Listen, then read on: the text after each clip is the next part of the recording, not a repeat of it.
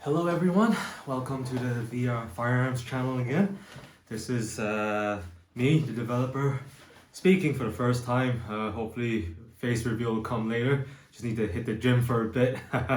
So yeah, until then, welcome. And I'm sure you guys are here after seeing the work that I've put in over the last few months and truly just enjoying a very different kind of VR. And the overview today is we're going to talk about what it is I'm doing, how I do it, and the future of what we're about to embark on. So to put it simply, this is essentially, I don't know if you guys remember the Time Crisis, but this is the G-Con 45 for the 21st century, right? This is whatever Namco wanted to do, but turned up to like 100, right? This is just game immersion in a way that's, quite frankly, I've never experienced anywhere else. I've tried zero latency and other, LBVR places, and one thing they never got right was the weaponry. The movement was fantastic, but the gameplay was a bit simplistic, but that's understandable. But the weapon, they never got it quite like this. So, to begin, I would like to thank various contributors that we'll mention along the way. So what we have here today, I need to thank is Tokyo Marui, because this is an MWS GVBR, and I have various parts thanks to Angry Gun, the brake and the steel bolt inside, and the top receiver. And I also want to thank VFC for making various accessories. Most of the stuff I own is VFC, so this is their replica, I think Crusader B5 stock. And essentially, what this does for us is weight, immersion, and feel. That's why we use this. And to make it happen is very, very simple. It is just pure electronic wiring like we have right here. Okay, so this is just a button. And ignoring this kind of complicated rat's tail of wires, these two buttons are essentially wired to these two pins, right? So just pick any two random pins. Give me a second. Wow, I really did a number for myself here. Yeah, here we go. And yeah, that is simply it. You just need 3 of these. And more importantly, this is why we use the Vive trackers. This is essentially, imagine a cut off top part of the Vive wands. This is how to discern position, rotation, speed, etc. This, all right? Location, position, rotation. And what's so important about having this is below it. These are the Vive pogo pins.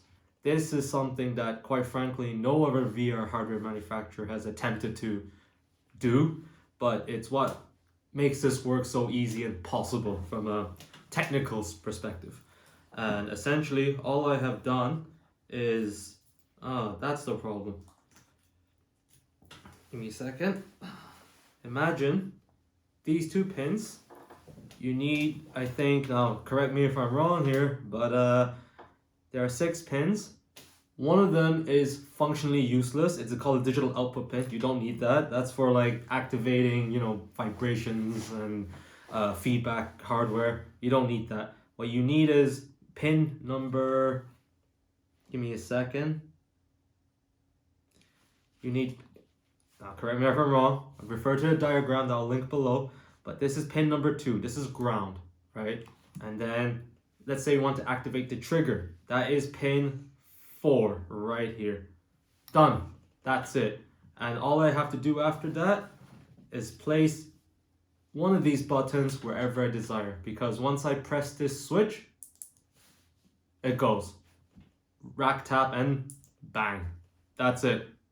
That's the magic. And all you have to do then is figure out a way where you want to put behind the trigger. So there's various methods. I have chosen the internal method.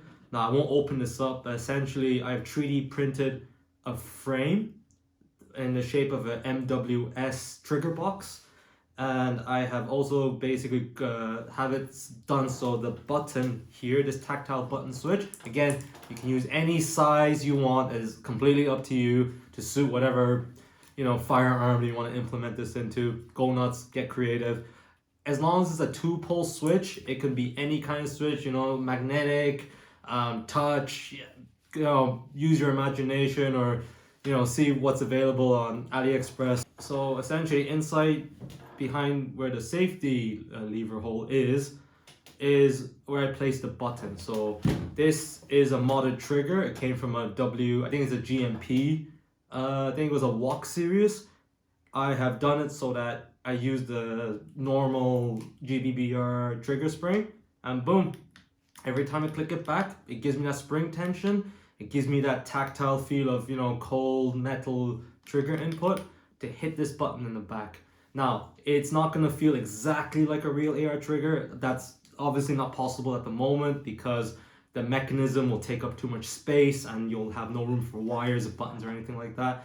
But we have enough room here to at least have some input. Boom, there you go. Bang, bang, bang.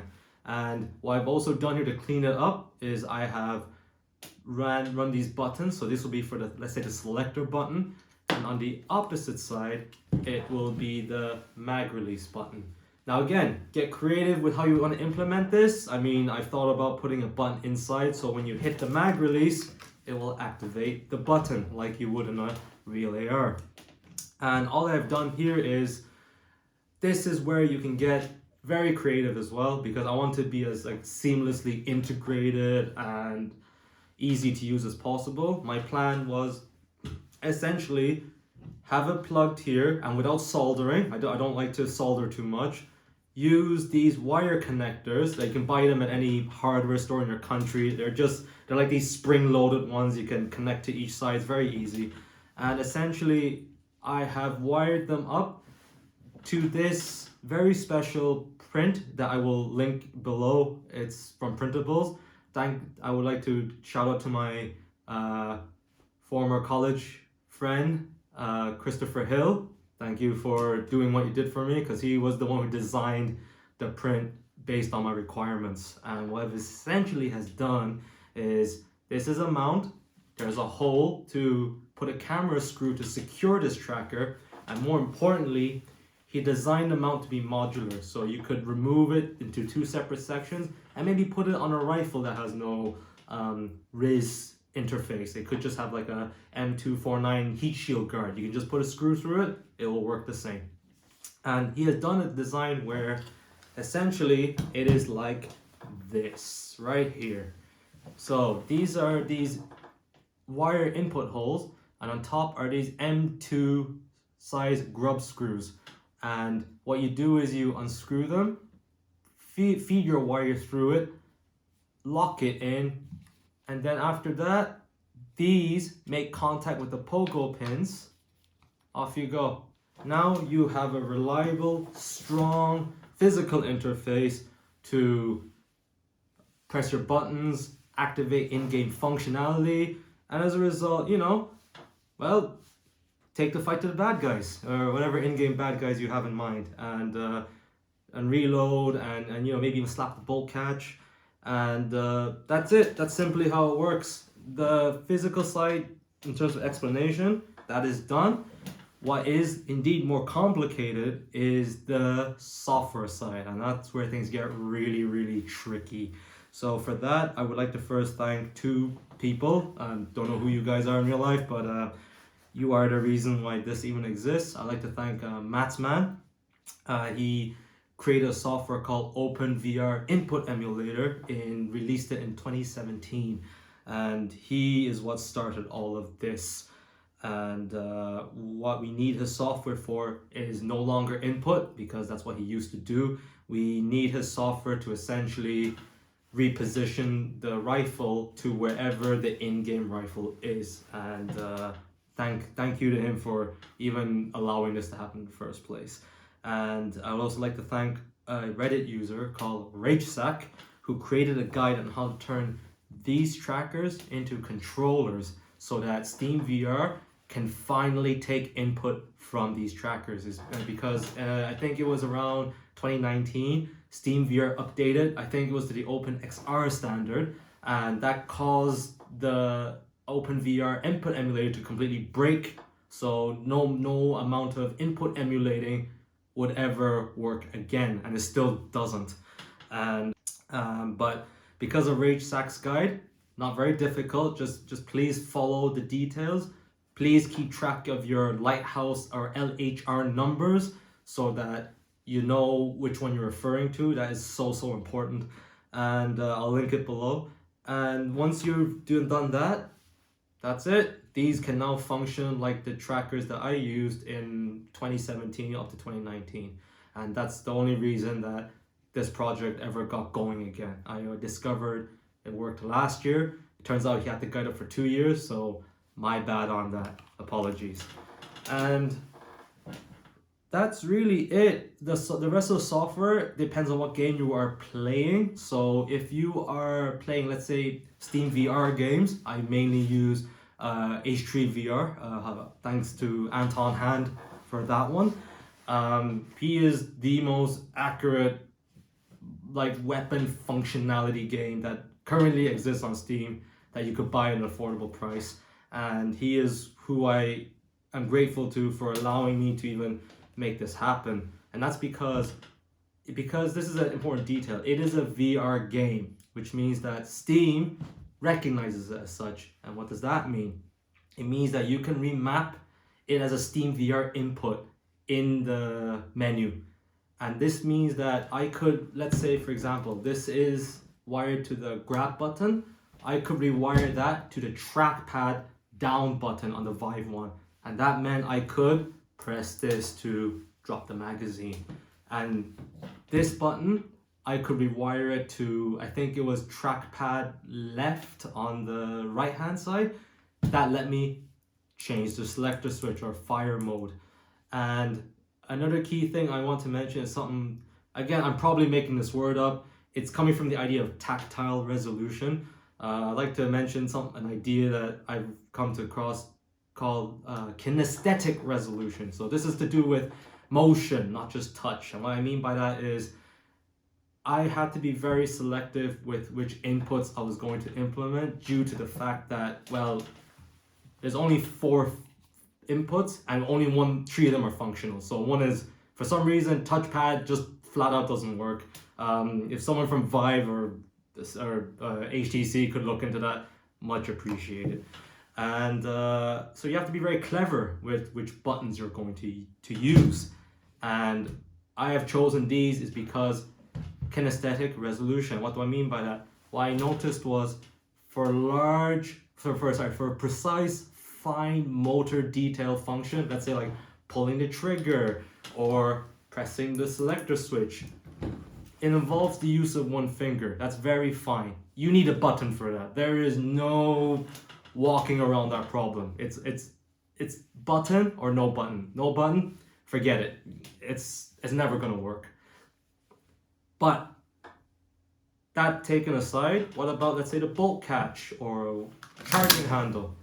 Well, you just noticed there, I could grab it any way I want to pull it back. Same goes for the bolt catch. You have seen those, Marine speed reload competition videos, right? What do you notice? They don't usually use their thumb, they kind of whack it with their entire palm of their hand. And I quickly realized we could use that by emulating the left hand. As long as the left hand was close enough to the, let's say, the in-game collider box and you press the trigger button, you could grab it any way you want. And I've demonstrated that in my previous videos that, I showed the bolt pull being replicated as well. And yeah, same for the bolt catch. Just a quick whack, grab the trigger, bam, it works. So for large motion that isn't very granular or fine, you can emulate that. Now, this is important is because let's say you do want an extra sense of security, confirmation, or data. You don't want to just rely on motion to detect bolt pull. no problem. All you gotta do is put in like a binary sensor of some sort to just, let's say, trigger 1 or 0, because usually with these you have continuous input, right? It could be here, here, here. You know, the game doesn't necessarily know that. So normally if you wanted to put a sensor, you might have to use, let's say, a potentiometer, rotary encoder, something to detect, you know, where the position of this thing is at any time. Thankfully, due to the fact that the sensors are very, very accurate, again, this only works is because, you know, the Vive trackers or the Meta Quest or the upcoming Steam frame controllers, they are very, very accurate compared to what we had before. And that's why, as long as your hand is close enough and you pull it, and as long as it detects, okay, user hand pulls back, boom, your hand motion can detect it. And at any point you let go, it'll know it either way. That's it. Hardware wise, that's as simple as it gets. Software is where things are tricky. There are several routes to go with that. And you're probably looking also, oh, what's this MIDI dingy doodah here? Well, this is essentially a controller. It is an 8-bit DO micro Bluetooth controller. So if you need to have Bluetooth dongle for your, let's say, desktop PC, please get one and put it in, and you just need it. Essentially, these emulate a keyboard on the K function, and you can change the inputs of these, I think, on a ultimate controller app software on the Android or iPhone Play Store or App Store. And essentially, because this now behaves like a keyboard, only for UEVR or PC modded games that targeted to put VR into non-VR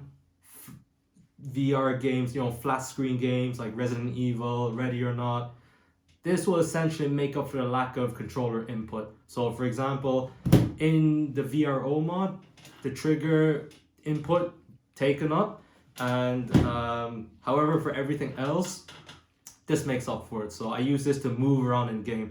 I have reassigned the WASD keys into a tilted direction. So when I press up, down, it moves up, right, left, and whatever to walk, so to speak. And I've also done it so that these buttons can function as command keys, as use keys, as reload keys. This is for flashlight. I finally realized why PEC boxes have such large light switches. I mean, the last thing you want to do when you're panicking is to, you know, find which switch to actually press. That would get many people killed in real life if that was the case. And we'll do something about that in the future. So that's the explainer done. I've written up guides. I will give you all the links required. And guys, I hope you enjoy the creativity and the amazing process behind this. And because once you get it going, it quite frankly is again, I don't want to exaggerate because this is just from my point of view, but it truly is a transcendental experience. I mean, I played Half-Life Alyx, you know, I played Resident Evil 4 VR, fantastic games, right? Very immersive, but the fact that I was holding a very gamey controller, like, you know, with plastic and thumbsticks, it would always serve to remind me, oh yeah, I'm just playing a game. But when I loaded this up into UEVR for the first time many months ago, I remember holding this rifle and you know, it's got very good graphics, especially if you've got the hardware to run it. And you know, the gas station was in front of me. Okay, I've seen this before. I know what a gas station looks like, or, you know, depending on your part of a petrol station. But the moment came when I grabbed my rifle, right, like this. I turned it around. All the weight was there. Okay, not perfect realistic weight, because, you know, the barrel isn't steel like it should be in real life. Some other parts are more plastic, but that's fine. For the most part, you know, I grabbed it, solid, right? No creak, nothing. Just what a real rifle should be. And I remember pulling it back, boom, that's a rack. And then I heard the words, I think they say something like, on your orders. I remember turning around, oh, my boys are here, you know? I didn't think they were game characters. I didn't think they were NPCs. I suddenly thought, they're my boys. They're under my supervision. I gotta protect them. We gotta get out of this together. They became my colleagues, my brother in arms, and yeah, it was genuinely surreal. I mean, it's not often you get to experience what I would call wish fulfillment, but in that moment I did. I mean, you know, we all of our generation grew up watching, you know, war movies like Generation Kill, SWAT, or you know, NCIS, or you know, whatever Fadangle thing we watched, or games we played like COD, and you know, I was finally in it. You know, I was the person going through that gas station, cautiously looking for suspects, discerning civilian from foe. I remember I suddenly started screaming at them to get down. I completely lost track that I was in a game. I just cared that I had a mission to fulfill, and I had to just get everyone back sound as safely as possible. I didn't care that their handcuffs were too tight, or their zip ties just, you know, were giving a bit of discomfort. I did not care that, I remember one of the patrons said that, you know, he was born like this, you know, in a bad situation that he ended up in. There was no nuance. I quickly got into the mindset, well, again, not that I actually know, I've never joined SWAT or any military group myself, but I can only imagine that, you know, things became very black and white. There were all nuance bled away from that world that I was in, because all I cared about then was taking out the bad guys and bringing the boys home. And we successfully pulled that off. Notice we said I felt like we did it as a team. They helped me, I helped them, and I won't forget it. I took off the headset and I dreamt in a way that I hadn't for a very long time. And that's when I knew my life had changed and there was no going back. So, enough of that rant aside. What is the future? So, 2026 is upon us tomorrow. It's very, very soon. And a lot of things are gonna happen. First thing first is I plan on tidying the interface up. We're gonna bundle it into this. It's a USB-C breakout board, because I would like it so that you can move the trackers and just plug in through USB-C. Done. You can just move on to that controller. I would also like to implement recoil, because these are all GBBRs. I have a plan to implement trigger recoil, so the mechanism is preserved while the button is actually able to be activated by that trigger at the same time.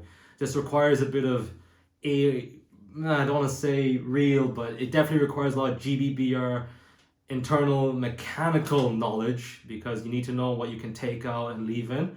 And I also need to figure out, in order to implement recoil, how to sustain it, is because a lot of these sensors are very shock sensitive, especially this one. I would like to say that the Meta Quest ones are a lot better about it. Hopefully the Steam Frame one will be as well. But the Lighthouses one, yeah, I need to find a way to dampen them very, very quickly. I plan to test moving them a bit forward, see if that helps. So really looking forward to the results of that. And ultimately, I would also like to make a game, hopefully with UE5 or Godot, but UE5 seems more realistic, to be honest.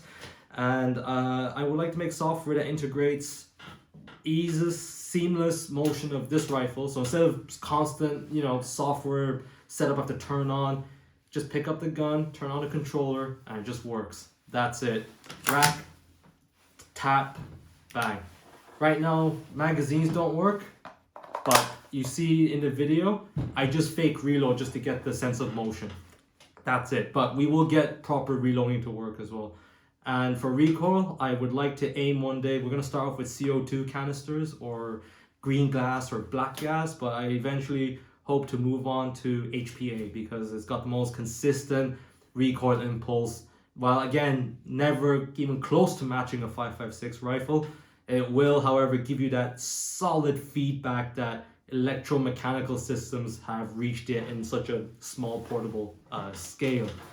I noticed, for example, like Striker VR, I think they had to make the whole gun very light in order for the recoil to be felt, which is fine. That's a valid tactic to use. I think the VFC MP7 has a nice recoil impulse because of the lightweight. But for things like this, which involve a lot of metal, maybe aluminium, steel, has a weighted buffer spring, gas is the way to go. Again, not my favorite, but my only option for now, because who wants to put a hose line through here or here like in Frog Engineering? But if it works, it works, and we'll see where that takes us. And the game will not just include a seamless integration of this rifle as it is with full functionality of the bolt catch, selector, etc., etc. We will also have full body tracking. So I'm looking forward to the fuse trackers for that. They're being made in Spain right now. And I'm also looking forward to the Steam frame eye tracking, and hopefully someone will make a facial tracker as well for full body motion capture. Not for filming, though you can do that if you want. It's mainly for gameplay interaction. That way you can use your arms and elbows to do a bit of combat. You can use your feet to kick in doors, things like that. So that would be for next year. And my ultimate goal is also there will be 4 product lines, ranging from realistic like this to non-realistic and everything in the middle. And that's because a lot of countries in this world are very much against realistic appearance of firearms and toys. This would include, for example, Singapore. They're very, very strict on this, and most states in Australia, because I think you guys know or have heard of Australia. I think the 2 states is Queensland and Victoria are the only 2 that allow gel blasters, and that is under very strict conditions as well. So I'll discuss that in another video, because it doesn't have to look like this. It can look like whatever you want. It doesn't even have to look like an AK, G3, XM7. I mean, it could just literally be a coat hanger, and as long as you put the right devices in, it'll work. The key is that we're skipping the need for controllers, and you doing it so that this rifle and your body can emulate all the functions you need to play your game, right? So I'm also planning to put, let's say, input sensors on your mag pouches or your quick release magazine, so that the game knows if you're about to reload or grab a mag or grab some gear, turn on your ATACMs in game, and essentially aim for as full immersion as possible. And again, thanks to a UE5, and hopefully if Jensen is willing to make another round of GPUs for gamers, if we know what I'm talking about there. I share Steve's frustration with the industry, understandably. Yeah, we're looking at even more realistic, not just I don't want to say training, but it's the kind of gameplay that will give you the muscle memory. And again, it's not just because you want to train, right? It's not. It is purely for enjoyment. But if you do it long enough, I just feel like your aim, your sense of awareness, your tactile abilities, your what I think we call proprioception for rifles, it's just only going to improve, because what you do on this ain't that different from what you're gonna do on a real rifle. And real ARs and other rifles I have shot in real life, and yeah, these airsoft toys are honestly a great gateway into learning how to use and respect and enjoy real firearms as well. They enhance each other. They don't conflict. They complement. So my ultimate dream is, after all this works, we will have a powerful enough handheld PC so you can wear it on your chest like an ATACMS, and that way we can go to a hall space or go to some abandoned mall, map it out, and you can use that entire walkable surface to play this in VR or AR, MR, whatever it is you want, to your heart's content. It will be an extremely surrealistic, immersive form of entertainment, and I for one am glad that is finally possible, because it honestly wasn't at one point. And we all know the history of VR, you know, thanks to that guy in 2013. You know, he really turned things around. So I'm glad he found the time to rummage through hospitals looking for research headsets. It truly paid off, and we are here now because of that. So yeah, thank you for listening to my rant, and I hope you enjoyed it. Feel free to subscribe. No need to. Let me guys know what other firearm models you want me to put in. For example, VFC is releasing their M7. Let me know if you want to see, like, let's say MCXs, XM7s, XM5s, or AKS 74U. I can't keep an entire collection, mainly because, you know, I am not Jonathan Ferguson, the keeper of artillery and firearms at the Royal Armouries Museum in the UK, which houses blah blah blah. But yeah, I can't warehouse, you know, 500 different airsoft guns. I just practically can't. I do not have the room. And so if you let me know what you want, I will borrow it from a friend, or ask maybe even airsoft companies like GHK, VFC, or Marui to loan me a sample, do a video and send it back. So let me know what you guys see. Let me know what games you want me to play in. I plan on a whole suite of games: Insurgency, and, you know, the one that starts with a T, or, you know, EFT. I need to figure that one out. It's gonna be tricky, but if that works, we're in for a good time, fellas. And yeah, I plan on even doing like Metal Gear Solid Delta, because, you know, I like to introduce my this bad boy for that. So I am in the process of trying to print out a very nice E4A suppressor for the front muzzle, so that we can truly experience, or emulate at least, what Naked Snake has gone through in the 70s, or was it 60s? Yeah, we'll have to ask Mr. Kojima-san about that. So yeah, that, and then also let me know if you think it's a good idea to set up a Patreon, so that I can buy these toy weapons and implement them in whatever game you wish me to, because, you know, the hardware isn't free, and yeah, I'm doing whatever I can. And if anybody out here would like to help me, I need hardware programmers, software programmers, Unreal Engine programmers, texture artists, 3D modelers, you know, environmental artists, just anyone to help me out, because I literally can't do this all on my own. This is why I'm so reliant on developers like Void Interactive and Anton Han. They create the software that I can test all this in. While not perfect and quite finicky, that is okay. They were not meant for any of this. It is all been a hardware hack so far. So yeah, if I can get help, I'm happy to take this on to the next level and beyond. So everyone, I wish you all a very, very belated Merry Christmas or Happy Holidays wherever you're from. And please have a better 2026. I'm sure we all know what the state of the world is like. Someone made a very funny comment that you don't notice people saying, oh, I'm gonna have a great this and that year. And yeah, that is true. So guys, have a happier and better 2026 and beyond. And yeah, I look forward to seeing you guys again. Until then, yeah, signing off. Bye.